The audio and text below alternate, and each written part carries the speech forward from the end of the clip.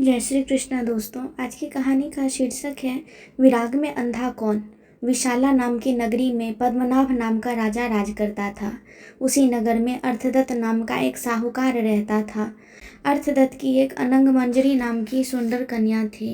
उसका विवाह एक धनी साहूकार के पुत्र मणिवर्मा के साथ कर दिया गया। मणिवर्मा पत्नी को बहुत चाहता था, पर पत्नी उसे प्यार नहीं करती थी।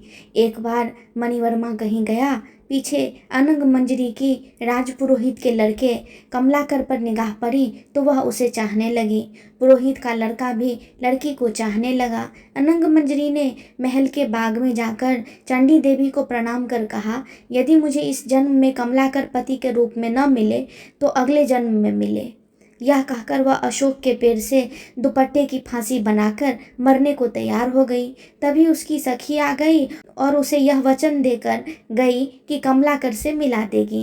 दासी सवेरे कमलाकर के यहाँ गई और दोनों के बगीचे में मिलने का प्रबंध कराई। कमलाकर आया और उसने अनंग मंजरी को देखा। वह बेताब होकर मिलने के लिए दौड़ा। मारे खुशी के अनंग मंजरी के हृदय की गति रुक गई और वह मर गई। उसे मरा देखकर कमलाकर का भी दिल फट गया और वह भी मर गया। उसी समय मणिवर्मा आ गया और अपनी स्त्री को पराये आदमी के साथ मरा देखकर बड़ा दुखी हुआ। वह स्त्री को इतना चाहता था कि उसका वियोग न सहने से उसके भी प्राण निकल गए।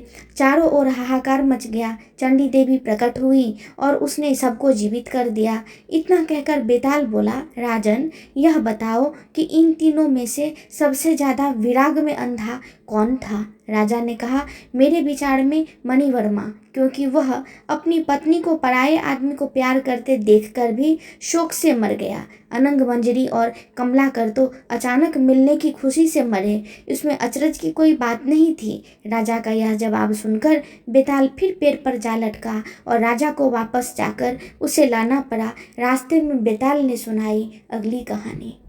दोस्तों, आपको मेरी ये कहानी कैसी लगी मुझे ज़रूर बताएं और कमेंट में जय श्री कृष्णा लिखना न भूलें। धन्यवाद।